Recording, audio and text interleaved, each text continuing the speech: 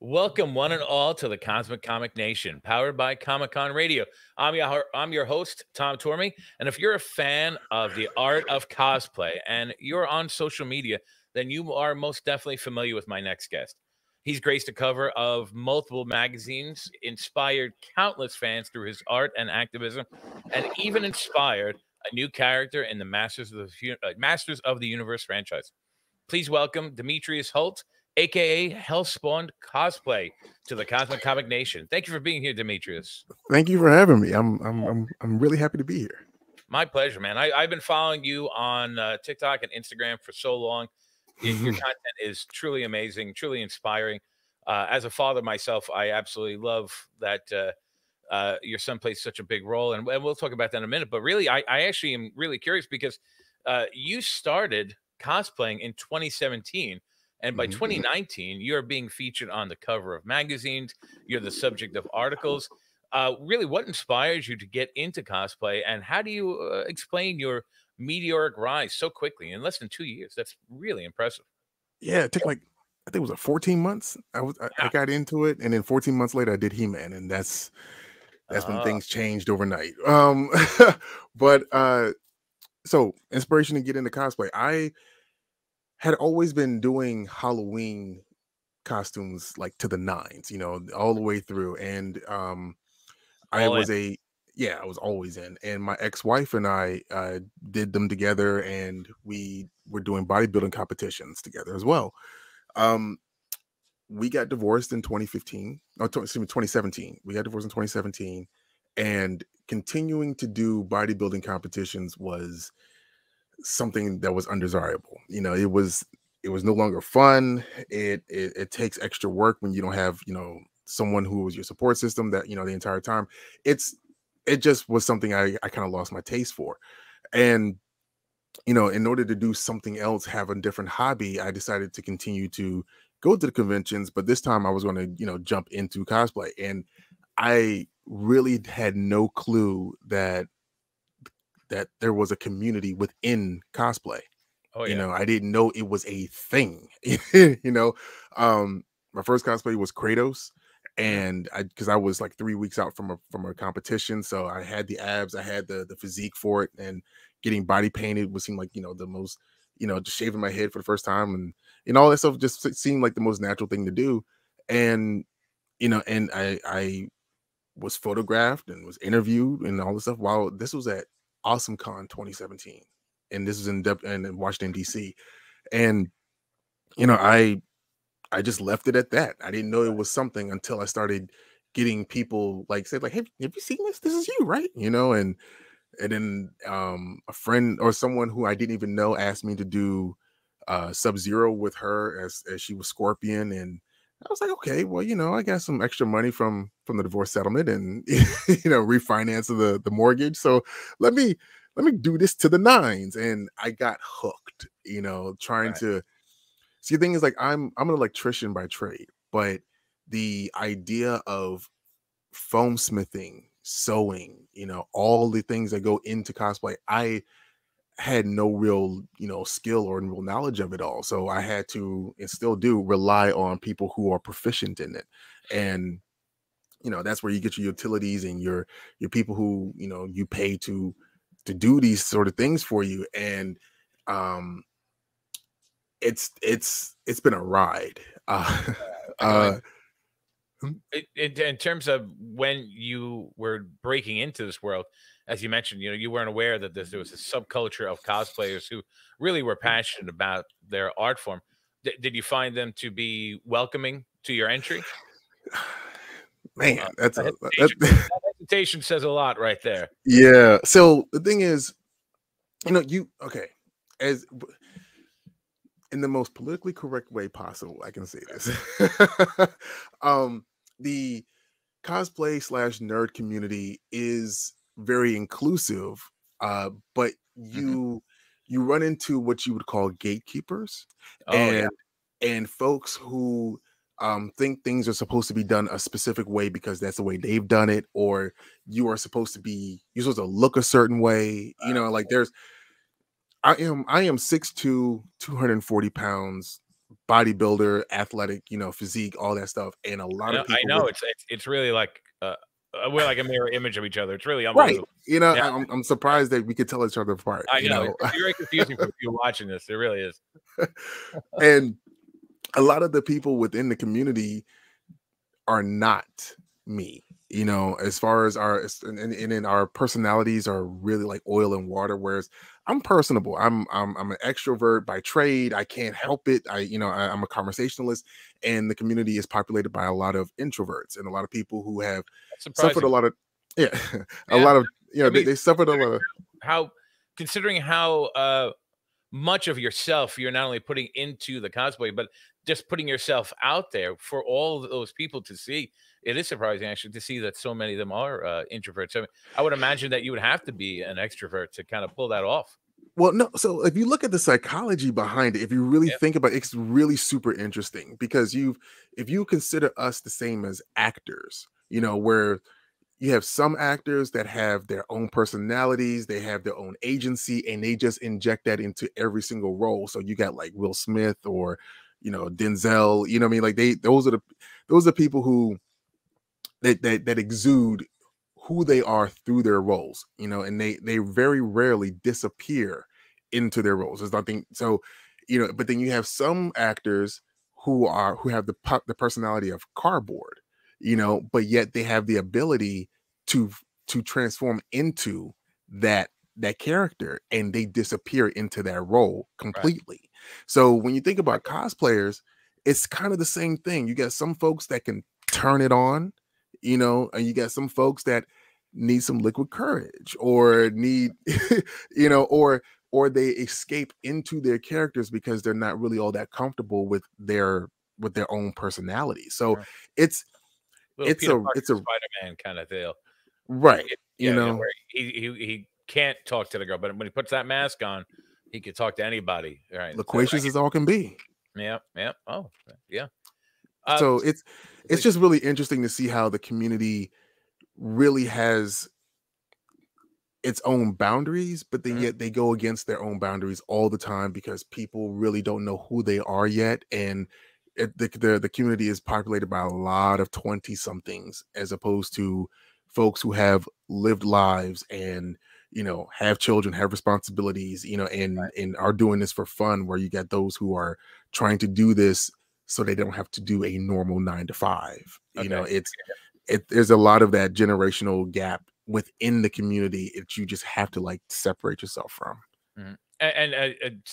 Just to give credit to some of the 40-something-year-olds, myself included, do you find that those who are out there for the professional purpose versus those who are out there because it's the weekend and they want to let loose and have fun, of the two, which would you say were the more welcoming? Those who are attempting to do this as their profession, or those who are more hobby like? It depends on their motivations. The more hobby like ones are always going to be more welcoming because it's hey, you know, new face, new person to collab with, cool. And then you got the people who are more business like about it. They either a feel like you may be taking a space from them that they wish that they had, or Right. that they think that they're working for, and you just did it overnight. Like whatever you did, they couldn't have done in the last 5 years, but you did it in 18 months. And so Mhm. therefore immediate hate. And then you have those of the business mindset that feel like they can use you, you know, use your talents and, you know, try to, you know, ride on your coattails to whatever you're doing, you know, as opposed to working with you, you know, they want to see if you can work for them. Gotcha. And then the third aspect of the business like people are those who are community minded that can see a path towards everyone working together, and we all got a seat at the table. It's just you have to make your own plate type of deal. And you know, Fair they're the ones that I tend to work more with. I would tend to gravitate toward that as well. That seems fair enough. You know, you have a Yeah.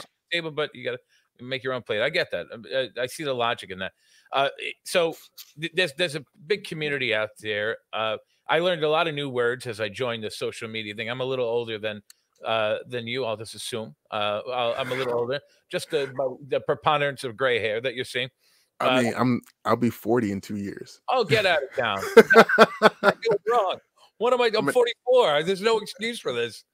God, we're like the antithesis of each other. I'm the like the warning sign. I'm the warning label. Jeez. I'm I, the picture. I no, I go to bed and drink water. I haven't had a drink of alcohol in like since my son was born. Like was like what? Like that was like Okay. 3 years ago. And that was That what that it was takes. his baby shower.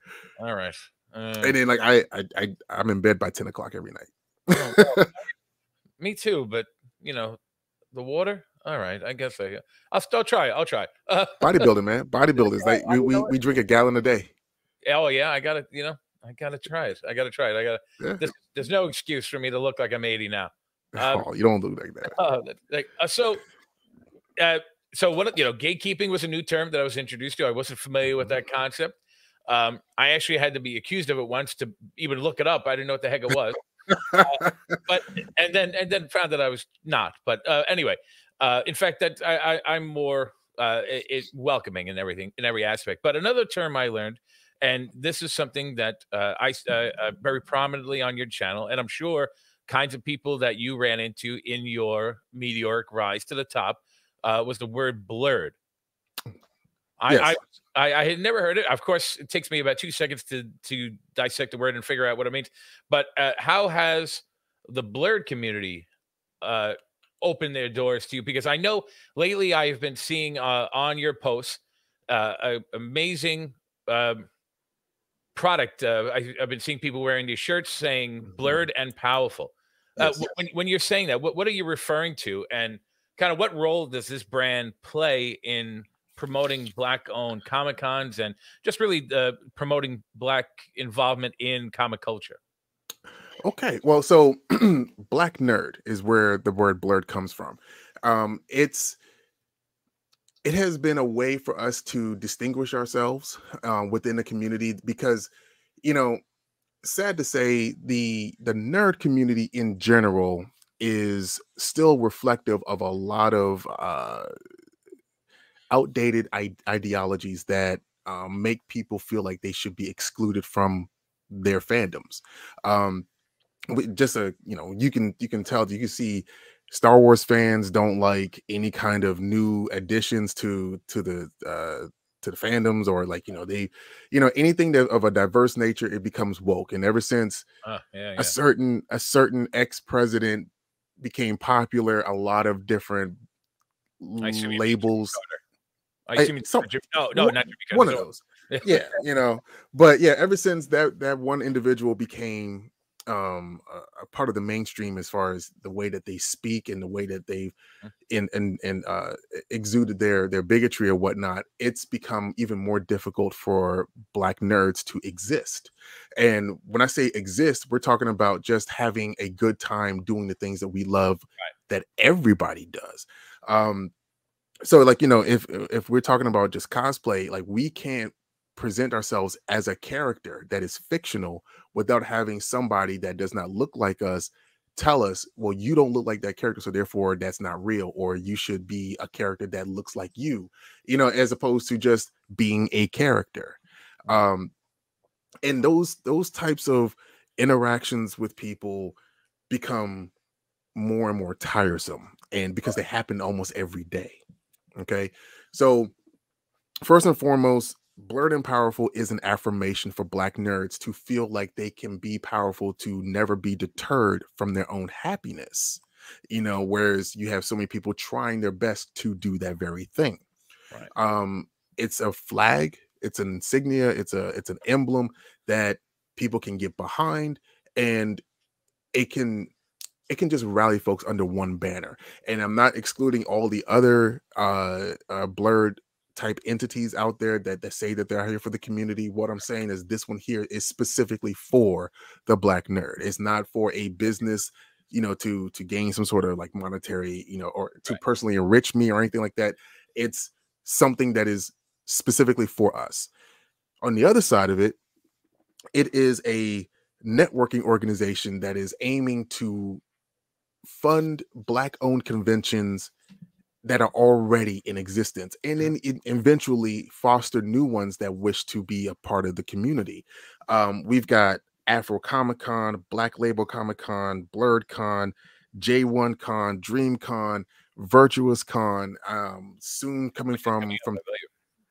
yeah, we've got there's a ton. Right. There's no, well, there's not a ton of black owned conventions, but we are scattered Okay. and we don't have the notoriety that, say, of course, San Diego Comic Con or New York Comic Con or Baltimore Comic Con, Dragon Con, or anything that's under the WonderCon, banner, like Fan Expo or something or another. There's no real advertisement the way that there is for those entities. And we also have limitations just based on funding. Mm. And if I could find high dollar investors to just hear what these conventions can do for their individual communities, then and have them say, all right, well, I'm going to invest this or sponsor that. You can imagine the different avenues that these conventions can help not only the children that permeate their conventions, but also the communities as far as the infrastructure that they're housed in. A really good example that I bring up all the time is that San Diego Comic Con has like 130,000 people per day, and that does nothing but give like a financial boost to the entire infrastructure Right. of San Diego. The small businesses, the hotels, um the restaurant, the restaurants or the clubs, all of them get that revenue, that extra revenue for those 4 to 5 days while people are there. Now imagine Oakland, California for Afro Comic Con, or even Atlantic City, New Jersey for J1 Con. Those cities would get so much more money when it comes to their financial infrastructure that they would want to have these conventions be bigger. So that's the financial aspect for the states or for the cities that they're in. But as far as the community as a whole, I can't help but to see the children being our main focus and the children being our future. So if you were to have a convention extend beyond just a Saturday and Sunday, but maybe a Friday or even a Thursday, then I can see school age kids, middle school, high school, taking field trips Oh yeah. to these conventions and meeting these black creatives, meeting these writers, meeting these artists, and people who are in the industry that produce television shows. If you have a child get it in their minds early on that they could write something, that they can create something that's reflective of them, there's no telling where they may go in their maturation. They could go to film school, they can become some sort of writers, and there's the The, possibilities are infinite, right? numerous. Yeah. Right. So with all of us that keep talking about representation matters and having more representation within mainstream media, you know, we're appreciative and we love Black Panther. We're appreciative and love Black Lightning. Yet at the same time, this seems to be all that we get on that is pushed by bigger entities like, say, WB or Disney. And like, when Disney's getting a lot better because they understand that the world responds to more people of color when it comes to their IPs. But there's still so many different avenues between CBS, ABC, NBC, Fox. We can have so much more that is not on a on a diminished or lesser known network or Right. app, and or just a subsidiary of one. So what I've been learning is that a lot of things within Hollywood are diminished when it comes to the representation of Black people because they understand that maybe middle America may not understand all of where we're coming from. There's a lot of executives that don't even know the term code switching. And if you're not familiar with it, code switching is what Black people have to do in order to survive in a corporate entity or corporate setting. So we have our own language that we speak with one another, and we have our own, like, swag, our own style, our own gait, and whatnot. But then as soon as we get into corporate America, all of that has to switch to something that one would have to say is professional as opposed to being ourselves. And even the way that we speak has to be on a certain level in order for someone to take us seriously. Right. And go ahead. Yeah, no. So I think what you in many ways what you're trying to do, and everyone involved in this movement is trying to kind of bring to the forefront that uh, this is an initiative that is not only financially but culturally worth their time and investment. Have Yep, you yep. had positive feedback from not just members of the community, from the blurred, from the nerd, from community, but outside of it as well? Any potential? Yeah. So Great. so what's happening is I've been planning to have this network event happen at San Diego Comic-Con, but under the umbrella of Blurred and Bougie. And Blurred and Bougie was a party that was sponsored by the WB and CW back in 2019. And the actors and actresses from Black Lightning, The Flash, Legends of Tomorrow all came to that party, and we had a great time. But the originators and the creators of this event want to have more Black representation at San Diego Comic-Con. So they thought, well, let's start off with a party, and then let's build out to a couple of panels, a couple of activations and all that other stuff. But then the pandemic hit. Right. And then so I go back to San Diego for the first time in 2022, and I'm looking for Blurred and Bougie again. I'm looking to have that kind of fun. And they were not doing that party because they were still trying to find out how people were coming back and what the, how tenable things were. Sure. So they just so happened to be now they're former executives of WB.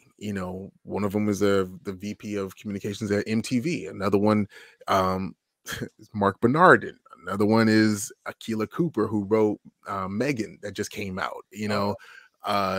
Phil Boutte of 9B Collective, which is the concept studio that works with Marvel Studios, and they just put out Wakanda Forever and Moon Knight. Like, they had a hand in the concept and how everything looked in all of those products.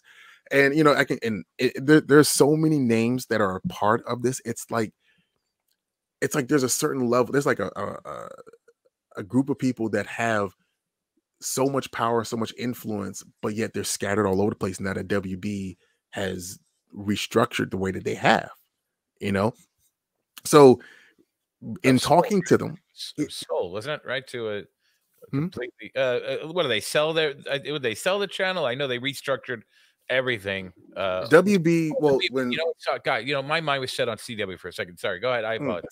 No. So WB is now under the direction of Zaslav Right. 49, and he got rid of a lot of, I guess, what he called fat, and a lot of diverse properties were no longer being funded.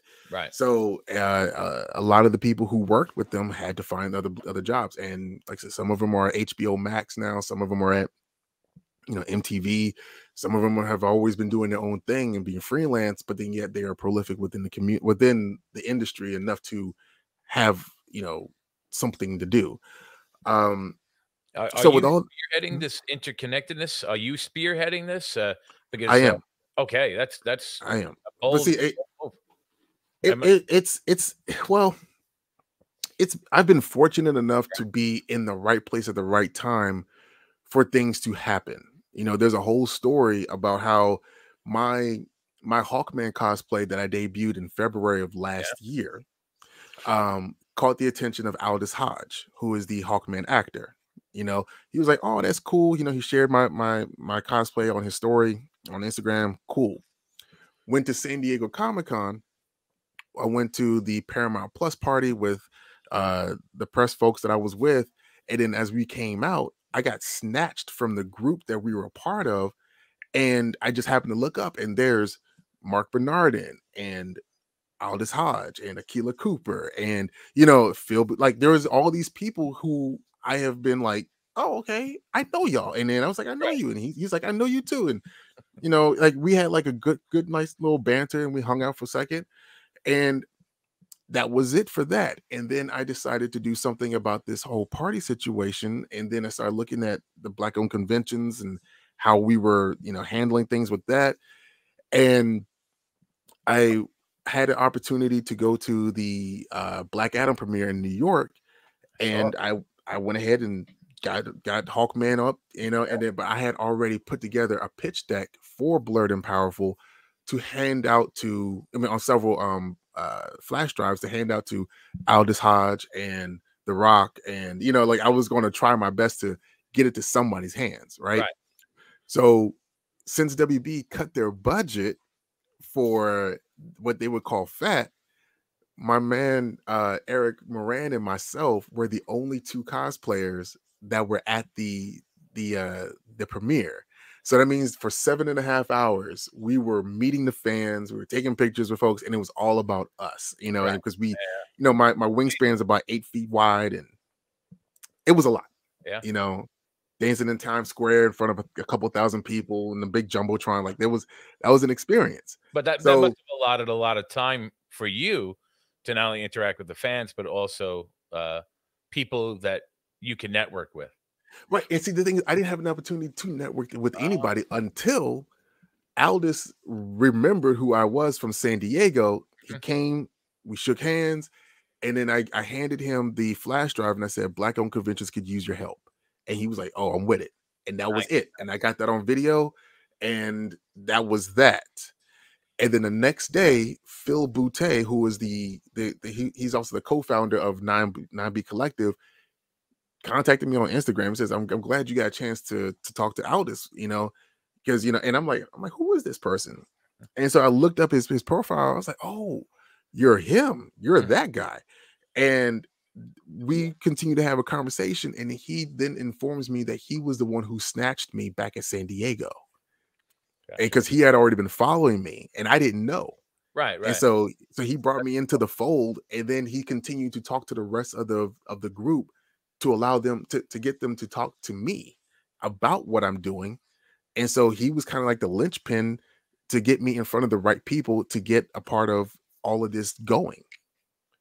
So yeah. it's- Right yeah, so place, that right time. Right. I mean, like you right. said, yeah, that's amazing. And like the whole marketing of the brand, that's just been paying attention for the last 5 years, on how people do things, how people shouldn't do things.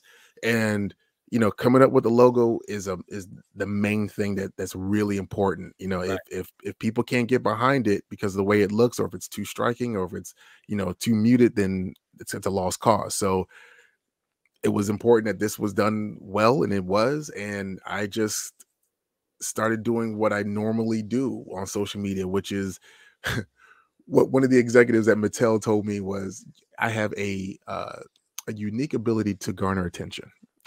Well, and you know what? Through your channel, or Instagram and TikTok, I'm now becoming aware of all these other creators that I didn't know existed. So I get to click on their link and follow them and Mhm. start to see their journey. Because I am a believer in the concept of the rising tide rises, brings all the ships, or what the hell? I'm not phrasing it properly, but you get the idea. And I Yeah, think you're doing a great job with that. You're bringing all these other people up with you, and mhm. you're elevating the community, and I think that's fantastic. And you're bringing awareness to it. I give you a lot of respect for that. Thank you. Yeah, I mean, it Everyone. it doesn't make sense to pull the ladder up behind you when Mhm. these people have held you down for when you weren't known, you know what I mean? Or when you were like in some sort of emotional, distress. A lot of these people were telling Oh, me it's going to be okay. yeah. You got this. Just Oh, sack up and you got it. yeah. Well, it does speak to your character, though. It does speak to your humility. That even as you're excelling, even as you're trying to help others, you're not excluding anyone. You're trying to raise everyone up with you. Mhm. Unfortunately, I have seen a lot of people who, in their rise to the top, kind of forget where they came from, or forget the people who helped along the way, or forget that what their mission was in the first place. Well, And those are the folks that fail right, eventually. yeah, absolutely. They won't have the support. They won't have Mhm. that support structure, and they've damned themselves to kind of do it all alone. And you probably know in your own way you can't. You need that support structure there. You Yeah. had mentioned earlier that the focus, and as a middle school teacher myself, I mean, you had mentioned before of having a Thursday con that would be open to middle schools. I'm a middle school teacher, and I Mhm. just as soon as you said that, I'm like that would the children would just love that. They'll love and come and see creators who represent their community, who look like them, who can just reach them in a way that how no matter how hard I try is an Mhm. impossibility. But in your videos, in so many of your videos, your son Kawhi is so prominent. Mhm. Mhm. He's front and center, and as a father myself, but I do have to ask, why is it so important for you to showcase him right alongside you? Well, I didn't think about it like this until multiple people came to me about it. And, you know, the representation of Black fatherhood has mixed reviews, amongst, all of the negative things and the stereotypes, we don't typically have ourselves seen in a very positive light. And then when we do see ourselves in a positive light, it's not far and few in between, but sometimes it feels like either staged or forced. And my son is 3 years old, and I have had a hard time in making sure that I'm settled within myself to be worthy of being a father, because it becomes really, you when you think about all the decisions you've made in order to get to where you are now, you end up in feeling a lot of guilt. And I go to therapy. I've, been doing therapy for the last 3 years since he's been born, because I've realized that there are a lot of generational curses and a lot of things that a lot of roadblocks that I put up in my own mind that prevent me from being better than what I could been. So, me being out here with my son and him being comfortable in the cosplay community, or being comfortable in front of a camera, it helps other people be comfortable with their kids, and it helps other people feel like they can be themselves without having to put up a front, or they can be emotional, they can be vulnerable, they can be just a person, and realize that these kids that we have are people that just happen to be really young and inexperienced. And so if we stop treating them like they're subjects, or start treating them like they're lesser class, or second class citizens, and just treat them as the people and learn who they are as we go, you know then we have the hope that they can be better people than what we've either been ourselves or that we've seen ourselves. So like we it's amazing to me that for all of us in this nerd community, that we ingest so many lessons on how to be a good person, that it becomes natural for us to just reject that and just do what we feel that we want to do. Like Stan Lee was a very big, influence on just treating people right, Mhm.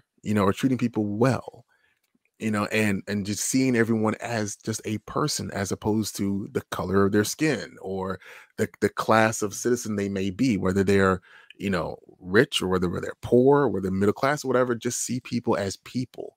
And it's maddening that we just can't apply those lessons when we take them in all the time. Right.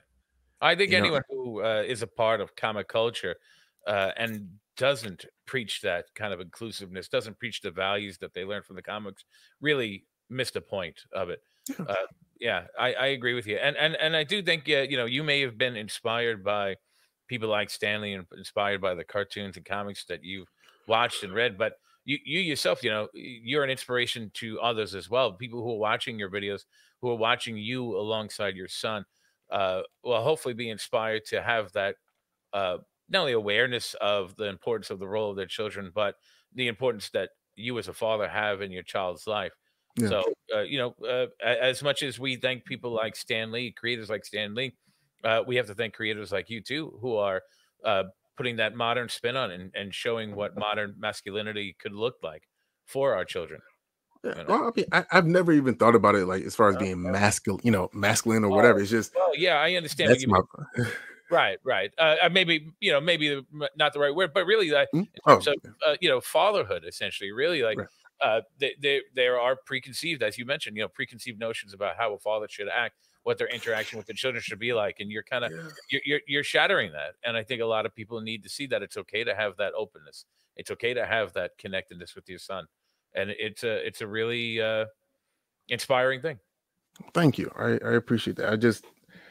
I hope that I'm doing the right thing when I make certain decisions, and Right. when I like, there's a video right now going viral for for some reason. Is just me handing him, Ichigo's Zanbakuto, or Zangetsu, when he told me, because I was in the middle of another interview, and he was like, "There's a monster," and I just I thought about Zelda. It was like, here, take this. It's dangerous to go alone. Yeah, I saw that, right. Yeah, Yeah, absolutely. and everyone's saying that I'm giving him the power to fight his own demons or to fight his own monsters. I'm like, it didn't occur to me, but I can see that, Right. you know. Well, So that's why it's inspirational because, as you mentioned, a lot of people do. It's forced. It's insincere, and the fact that you're not thinking about it, but at the same time you're also worried about it, shows your sincerity, shows your true mhm, intentions. So I think that is what people are resonating with, really. The fact that you're not trying to do it and it's happening speaks to the honesty of it, right? Speaks to what yeah, people also are looking for. They're looking for that kind of hero. mm, And I will tell you that one of the I'm an '80s guy. I'm as are you. yeah, Surprised? Well, yeah. As a 84. well, 80, 84, right? God, this doesn't seem fair. This doesn't seem fair. But anyway, T- uh, Tim Seeley, who is known for his work, he worked on a lot of the '80s franchises in comic books, Transformers, GI Joe, and he worked on a Masters of the Universe line. Mhm. And there's an awesome character in one of the comic books. I think it's on the last page, a beautiful little splash page, I believe. I can't recall. And there is this awesome looking guy known as He Soul. Mhm. Do you know anything about that guy? I know a little bit, because Who's that? because he's me. um, so the story behind that was that I went to PowerCon 2019, and I was their featured He-Man cosplayer, and that was the first time any cosplayer that was He-Man was black. So I was there, and I got a chance to meet Tim, and we've because I knew that he was doing He-Man and the Masters of the Multiverse, Yeah. but I didn't know that, certain things. So I was basically saying to him, "Can we get me in there somehow? Just get a He-Man with an afro." He was like, "I'm trying my best because I've known who you are for a while, and you know, it would just be cool to see that." And he just really couldn't do that, specifically that image of me, because again, it's all about legal, it's all about copyrights, all about trademarks, and everyone just wants to tread lightly because no one wants to find themselves in a bad way. Right. So he was able to create. I'm not sure if he even knew that Sunman was going to be brought into the Masters of the Multiverse line a Pretty few cool. years later, but with him combining I'm sorry, myself, my Hellspawned He-Man version. And I like that you're saying that because in some of the literature I saw, it was like Afro He-Man. I'm like, no, it's just He-Man. yeah, It's so yeah, and that's it. Yeah, it yeah, gets it because there are a right. lot of it's natural for people to say Black He-Man or the black character. Like it's natural for people to do that, and I've tried my best to try to deter people from doing that, because you start to do that with everyone. Oh, that's Black Raven, Mhm. or that's the what I'm saying, that's the Black Sure. Ichigo. Like no, don't do that. It's just they're just a character, Correct. Right. you know. Um, but when I can't help it but to use it as a marketing source, because when you Google Black He-Man, I come up. Oh yeah. Okay. Yeah, I can't avoid it, Right. but yeah, so I've since started calling it the Hellspawn He-Man, you It's know. on brand and it avoids. Right, Yeah. Okay. right, and I never went to school for marketing, but I think I should have gone to school for Yeah, marketing. you're nailing it. You're nailing it.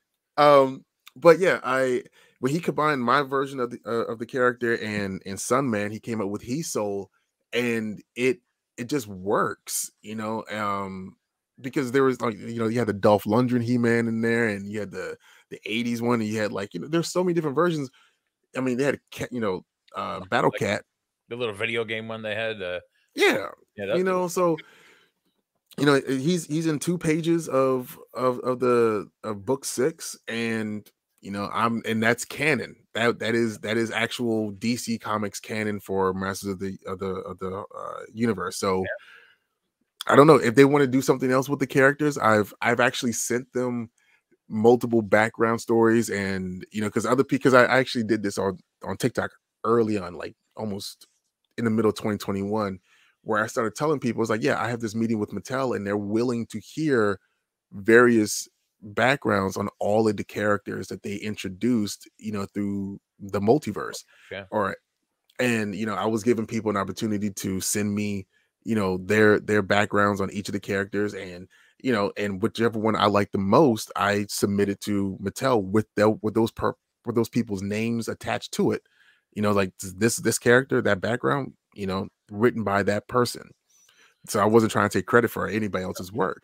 And Mattel just decided that I needed to have more followers in order for them to invest in me. So yeah, like it's all about numbers as Yeah. opposed to impact. Right. That's kind of, It's crappy, but yeah.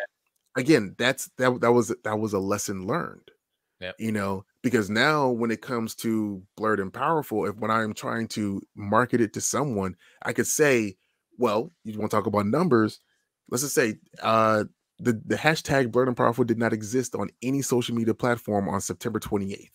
I've got screenshots to prove that. And then now we're at 8.8 million views on TikTok, and that was what, 4 months ago? That's a hell of a so right. So if you want to talk about numbers and marketability and people catching on and taking something and owning it, I have the ability to create that sort of situation. So yeah. I mean, the numbers do speak to that. I mean, it's hard to argue with 8.8 million. Yeah. I mean, I hate that it has to be that way, but that's what business is. I was about to say, right? I guess that's the business aspect of it. And it seems like you're learning all these sides that I could picture in 2017 when you were first sewing that costume together.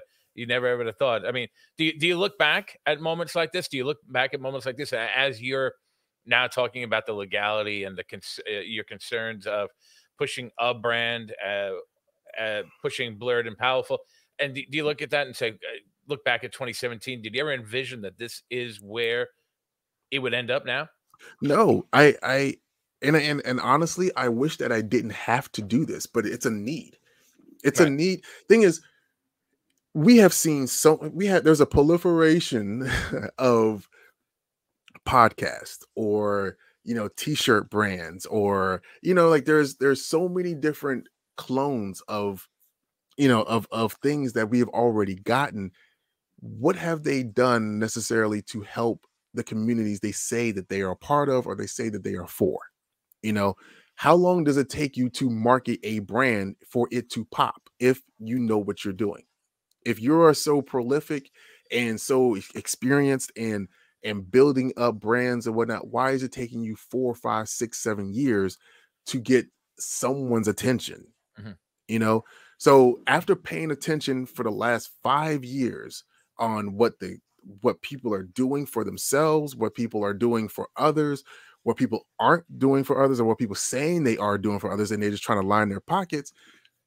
When you look at the actual breakdown of it all, the only thing that we can do to boost the Black community within the nerd culture is to focus on the conventions, because everyone converges on these spots, right? All the time. Once a year, you have a built-in a set of people that go to these places, and if we could just grow that, then more people would come.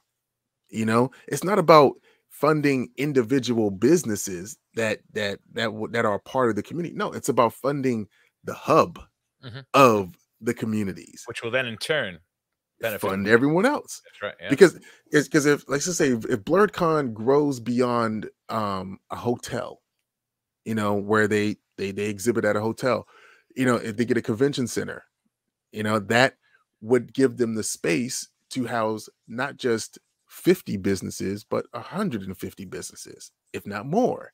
Right. And then if you have the mindset that more representation or more businesses paying into one thing, because again, I can't help but to go back to San Diego Comic-Con. At the height of their popularity, the vendors' fees for one specific vendor was $18,000. Damn. So that means that they made enough money in order to pay that back.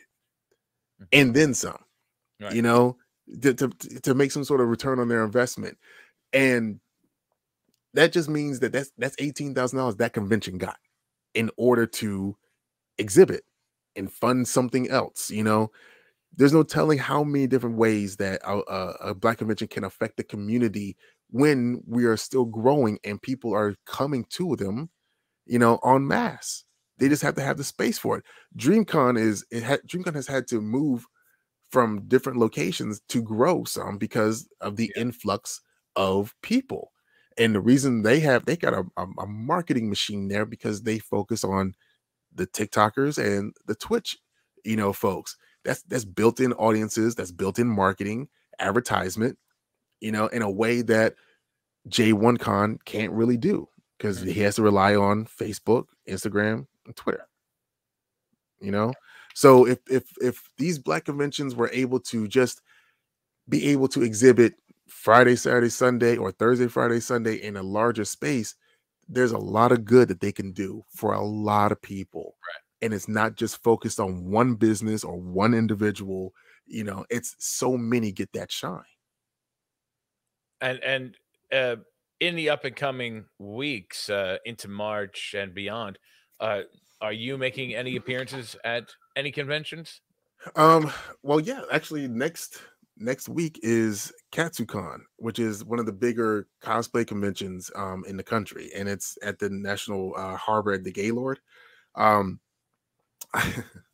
well, I've been on a roll when it comes to producing film projects or, you Okay. know, documentaries. Like I've got a few things that are coming along the way. Excuse me. Actually, this Wednesday we drop our X-Men short film called Children of the Atom. And you I've know, been following. yeah, it's more of it's more of a cosplayer showcase than an actual narrative, you know. And the reason we had to adjust from that is because the people that we were working with couldn't make it on time. We had a truncated timetable, and you know, there were conflicting ideologies when it came to what to film, how to film, and we just ran out of time, and we only had but so much footage. So you know, when we're trying to like do these things for the first time, there's a lot of lessons that we learned.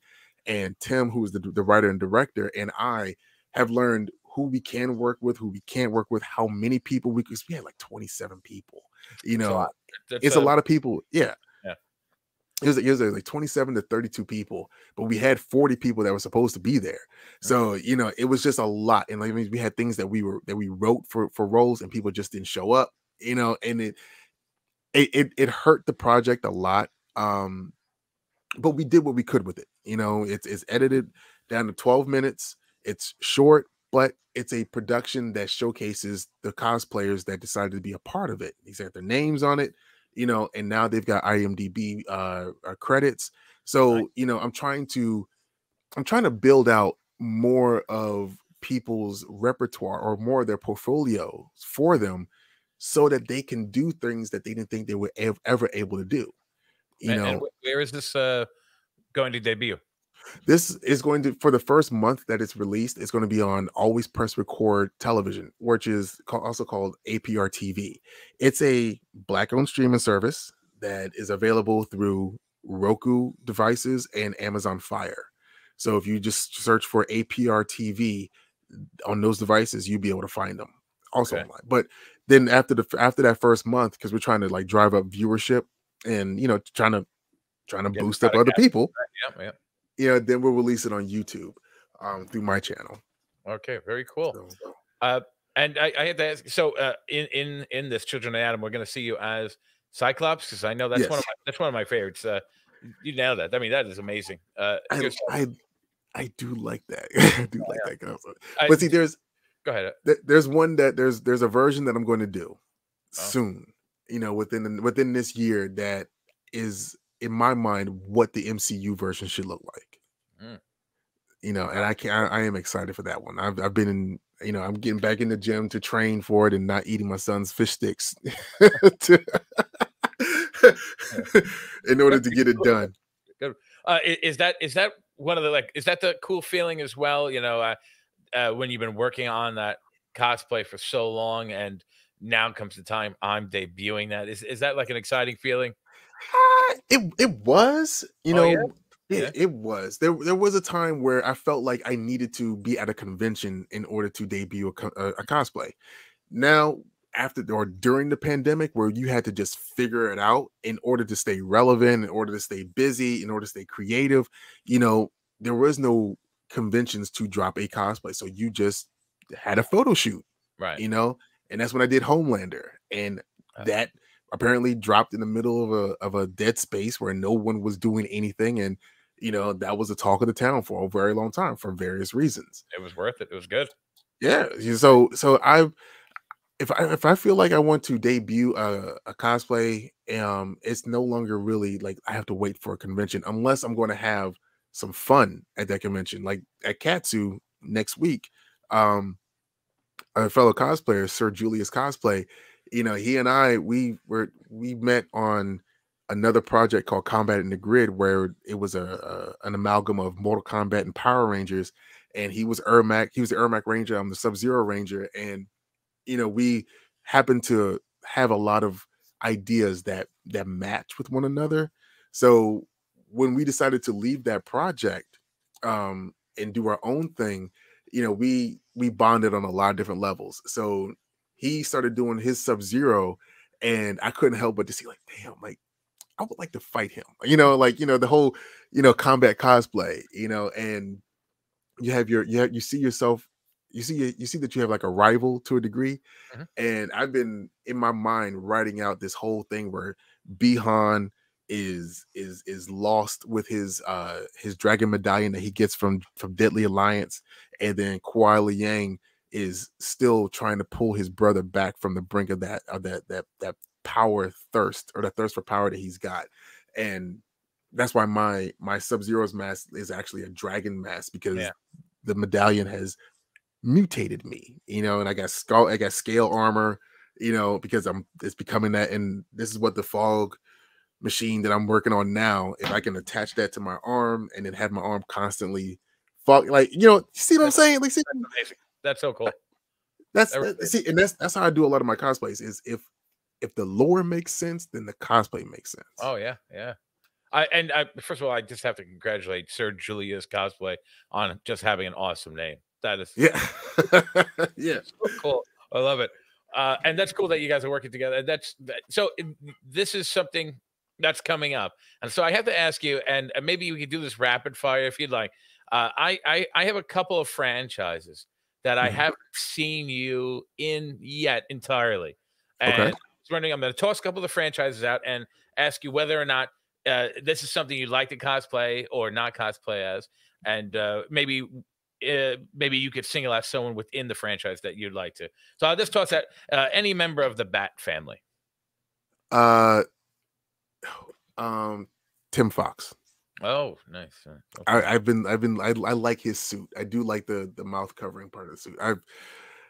I've priced out a $7,000 Batman suit that I would love to get, Wow. but of course I would have to win the lottery for that to happen. uh, anyone from the now you said Mortal Kombat. I'm gonna talk the Street Fighter franchise. Street Fighter. Um, Damn. I did like Bison. I did like M Bison, but I don't know. I don't know. My mind immediately goes to either DJ or I don't want to do Ryu. Everyone does Ryu. So That's yeah, I don't know. but was Giles with the Sonic Boom, right? Yeah, yeah, but see, Guile, I don't know. I Guile, don't know. Guile. Yeah, I don't know. Yeah, I said Giles. I'm allowed. Now I know you do the X. I know you do Cyclops, and you do Cyclops well. But anyone outside of Cyclops within the X-Men universe? Listen, I would love to be comfortable enough to do Colossus. Like Yeah, I that thing you is, I don't yeah, want to keep doing body paint, and mm, that's what that is, yeah, But I've seen people do a lot of like either prosthetic suits or just get into like something like that and have like the now Colossus is actually my first. He was my That was my first favorite character within the X-Men. Then as I got older, I was in this and I got into Cyclops. the Cyclops through the comics, probably, right? Yeah, The movies they've never really done them right. No, see, so much cooler. and see, this is the thing. The Cyclops. I mean, and there's actually an issue. Or there's a mini series coming out on Wednesday, the same day we're dropping our Children of the Atom a feature. It's called Bishop's War College, and it envisions an alternate universe where all of the X-Men are black, and in my mind, College. I'm sorry. We said Bishop's War College. Yes. Okay. Yeah, I admittedly, I love the read comics. The X-Men are so inaccessible to me. I feel like every other week there's a #1, and I try my best to get in, and then I pick it up. I'm like, there's 800 characters here. I'm not sure who they are. Yeah. But I one day I will try my darndest to get into the franchise. I'm aware of the characters. I'm aware of the goings on, but reading it is a chore to me. I'm sorry. That's see, things I don't have time. I really, because I'm still studying for my master's license, my master electrician's license, so I don't have time to read. I thank you. I ingest a lot of stuff through YouTube or through Crunchyroll, or because there's a lot of manga that I would love to get into, but I just have to wait for the anime, and I spend a lot of time on the road. So I can only imagine. I'm going to toss out 2 more, actually 3 more. I'll rapid fire because you've been so kind with your time. How about anyone from the world of professional wrestling? Ultimate Warrior. Nice, smart move. That's Ultimate Warrior. Oh, can't go wrong. I said between him, the Undertaker is just too dry for me. But that was my Ultimate Warrior was my dude. I mean, he was on cocaine, but that's okay. Like he. That's okay. It was the 80s. It was the 80s. Yeah. How about someone from a horror franchise? Horror franchise? Jeepers Creepers. Oh, very cool. Yeah, he was like, I didn't like the first movie, but the second movie he was menacing. Yeah. Yeah, that was scary for him. Broad daylight, whatever he is. He was a moth or something. I don't know. Right. And on top of all that, he had personalized license plates too. That said Jeepers Creepers on. So it's a weird. So he's a weird guy. And the last thing, although you're roughly my age, let's address that again. And so you and we were a little older when the Cartoon Network really came into prominence. But how about someone that is a Cartoon Network original? Cartoon Network original. So that would mean like Samurai Jack. Correct. Yeah. Damn. You know what? Domon Kashu from G Gundam. Okay. Yeah, like that was but, no. Damn, Kenshin. Because damn. Yeah, this is a good one. This is a good one. This is a good one. I'm gonna stick with G Gundam. I'm gonna stick with Domon. All right, good choice. Yeah. And first of all, I actually, as we're kind of winding down, I really, Demetrius, you are spectacular. You're a talented man, a great father, and an excellent cosplayer. And it's always fun to follow you on social media. Just before we start winding up, where can everybody find you on all of the social media platforms? Well, the most important one right now is blur.and.powerful on Instagram. I'm dropping in, exclusive like talks and updates for what's happening with the brand on that specific page. Whereas Hellspawned _cosplay on Instagram is like my main cosplay page, one that I try to feature, all the things that I'm doing and all people that I'm working with on that one. Hellspawned on TikTok is where I'm able to just be me and be creative and try to find different ways to, just have a good time in this creative space. Because I mean, that's what kind of got me through the pandemic, was being creative in the house, and you end up investing in ring lights and spaces within your place in order to just be free mentally and emotionally. So yeah, those are the ones that are more important. I'm on Twitter, but it's Hellspawned LLC, but it's really hard to get any traction on Twitter if you're not on Twitter all the time. And again, if I don't have time to read books or read, comics or whatever, then I don't need to be on Twitter like that, but I'm there. I try to post on there. Well, that's awesome. I mean, it seems like through TikTok, through Instagram, and your two accounts on Instagram, we're kind of getting different sides of your personality, different sides of uh, the characters. And so, whether it's a business side, whether it's just for Yeah. fun, and so that's pretty cool. That's it's great that you have that all balanced out. And see, and I think that's something else that a lot of people are missing is the fact that everything is so forced as opposed to just being you. Mhm. You know, if you're you on, in every aspect possible, then you are accessible to everyone.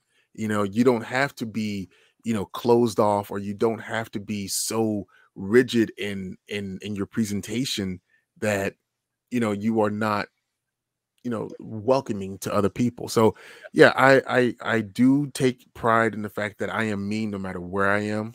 It just so happens that the me that I am Mhm. is what's refreshing to people because they're not used to someone like myself.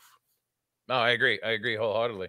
And like I said, that and just to reiterate that those are all you. Those are Yeah, all you. Correct? Right?